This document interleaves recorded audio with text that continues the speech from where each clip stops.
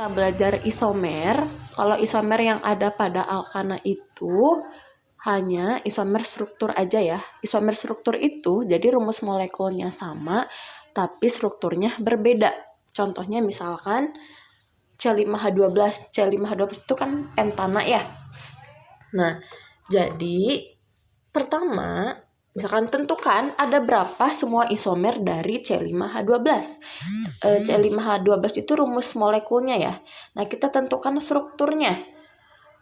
C5H12, yang pertama kita bikin yang lurusnya dulu. Nah, tinggal kita tambahin H. Sini hanya 3. Atau bisa disingkat ya kalau udah bisa menentukan H-nya ada berapa. Pokoknya C itu tangannya harus ada 4. Nah, ini kalau lurus kan namanya N-pentana.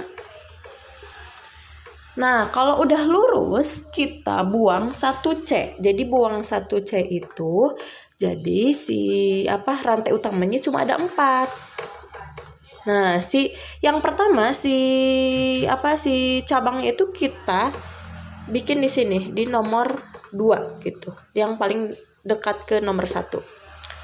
Nah, ini kita tambahin H dulu. Ini H3, H2, ini hanya 1 ya. Ini H3. Nah, ini kan namanya itu, ini kan cabangnya di nomor berapa? Di nomor 2 kan. Ini namanya adalah 2-metil butana gitu. Nah, ini tuh isomer struktur. Kalian coba hitung. Ini kan C-nya ada 5 ya, H-nya ada 3, 5, 7 1, 2, 3, 4, 5 3, 5, 7, 9, 12 kan. Ini juga sama C5H12. C-nya ada 5, 1, 2, 3, 4, 5. Ininya 3, 5, 6, 9, 10, 11, 12. Nah, itu isomer struktur.